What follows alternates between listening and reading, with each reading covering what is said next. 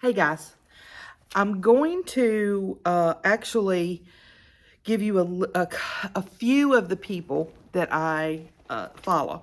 I wanted to talk to you about that. I follow on YouTube someone it's called the Honeystead. Her and her mother, Kylie, I think it's, or Kaylee is her name.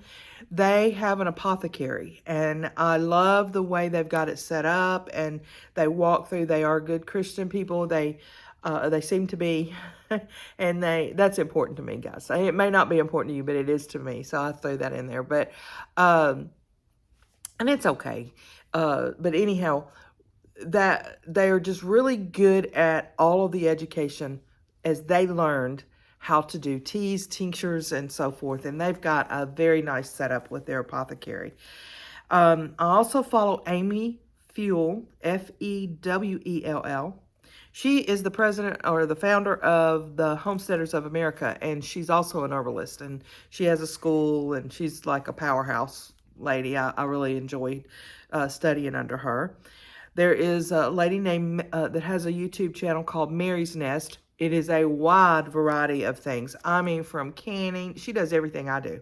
The canning, the tinctures, all of the beet kvass, and all of the fire ciders. She does all of that stuff, and it's so cool. And she just has a lot of detail, and I love it. She's long-winded, but her detail is so spot on, and I love her. I love her. Then there is a young lady by the name of Melissa K. Norris. She is very good. I like these people that are high powered and really do the research. And these are the folks that I gravitate to. So she's up in the Pacific Northwest, and she does a lot of different things. She does the herbs, she does the gardening. She just goes through a lot of the processes of that. Homegrown herbalist Doc Jones. To me, he's invaluable. Why? Because he was a veterinarian that became a naturopath and an herbalist. And his knowledge is just spot on. And he tries things, and he tries them on the animals, and he also tries them on humans. And it has been phenomenal. He's an excellent teacher. He's very simple. He keeps the no nonsense out of it. I like that, because a lot of these folks try to make it so hard you can't understand it, or, oh my gosh, that's too detailed, and I'll never do that kind of stuff. And he keeps the no nonsense out of it, and okays it, and it works. So, for example, a lot of folks started out, including me, measuring the mark, measuring the liquid of the medium, and making it very precise, pharmaceutical type thing. And that's what I was thinking of. I'm going to be just like that. I'm going to be so precise and all that.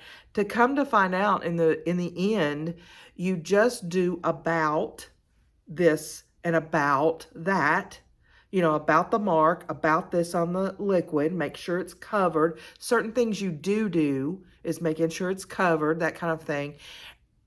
Works just as well, and there's absolutely no difference. So why bother with measuring every little thing? That's up to you. If you want to do it, go for it. I probably would bet you won't do it long, because it just, you start cheating, and then next thing you know, you just say, oh, just forget it, because it works the same. I mean, really. And so I do wanted to, also there was another one, Homesteading Family. They do a lot of gardening and herbs and so forth. And there's a lot more, but those are just some that pop out of my mind that I just kind of jotted down, and I thought I'd share with you. Then I wanted to also tell you there are two things I would always, always, always have in my home.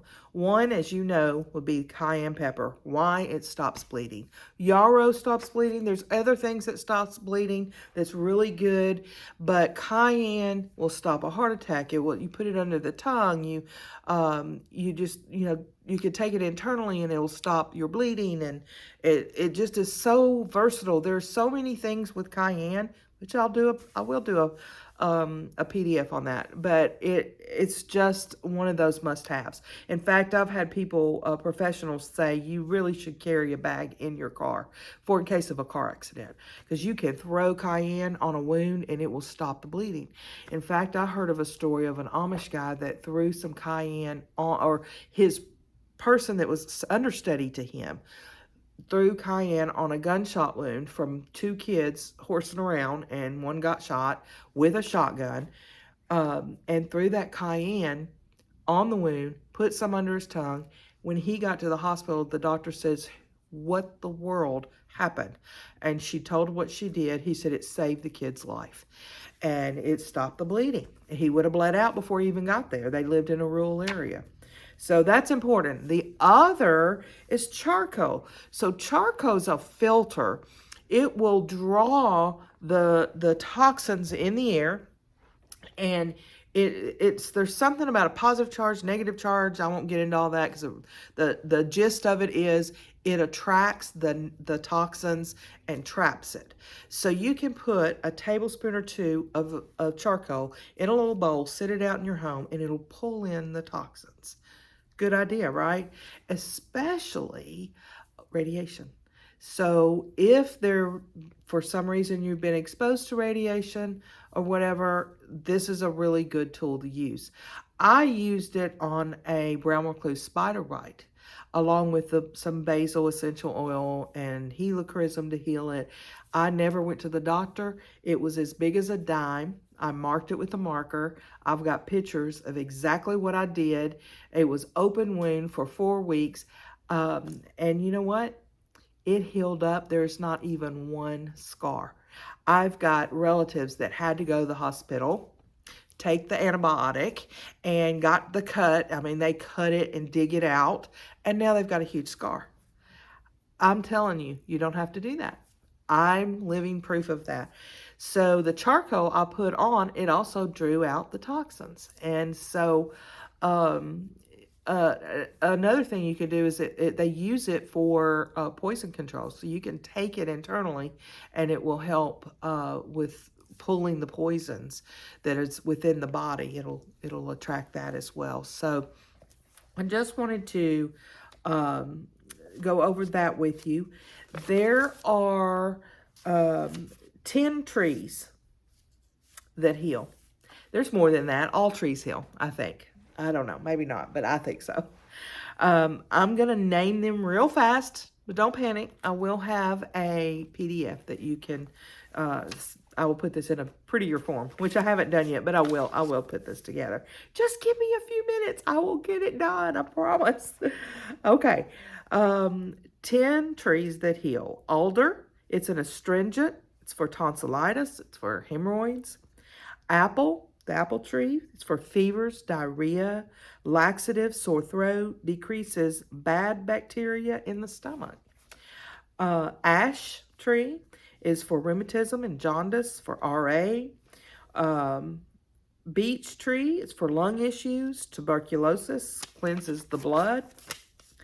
The maple tree, which is where we get our maple syrup, it is for wound wash, sore eyes, kidney infections, also for colds and bronchitis. Birch tree is for sores in the mouth, for gout, for kidneys, skin, eczema, and psoriasis, and reduces tumors. And let me tell you, doTERRA is getting ready to do something big with birch. And this has been a long time coming. So pay attention to doTERRA's birch. I'm just going to say that, okay? It should be coming out. I'm excited. I'm excited about that. Cedar, fevers, RA, flu, colds, chest colds. Elder, for headaches, colds, immune system, flu, congestion. Elm, for gunshot wounds, fever, to increase your calcium for your it's good for bones, urinaries, and bowels. And hawthorn is a great cardiac tonic. I know there's more, but that's what I come up with. So here's what I'm going to try to do. I'm going to do my best to do a Zoom for those that want to be a part. Um, I'm not sure how often we'll do it. We're going to start off with maybe every couple of weeks, maybe, or maybe once a month. That might be more easier done is once a month. I don't know. You tell me what you would like. And that way you can talk back and forth. You can share your knowledge because everybody shares their experience and knowledge. It's good. Um, then the other thing I was going to do is try to make some PDFs of the different plants that I come across. That takes time, and I've got several already, but to do them all is going to take time. So just bear with me. I'll do what I can when I can, and I might even try to do a video on each of the PDFs that I do. Might. I'll try. But just know this is growing season. I got to get everything in the ground. So give me some time to get it in the ground. I got it for, especially over the next, probably the next month is going to be really hot and heavy with getting things in the ground and getting everything going. So, after that, I'll have a little bit of a break, just maintenance in it for the summer. But then I'll have my grandgirls for the summer, which I absolutely love. But maybe I can do a video with them in the room. Who knows? They're pretty good about it. They may want to be on the video. Who knows? But guys, have a blessed day, and I hope you guys enjoy these videos, and give me a thumbs up if you do, and if you don't, you don't have to. So have a blessed day. Talk to you later. Bye.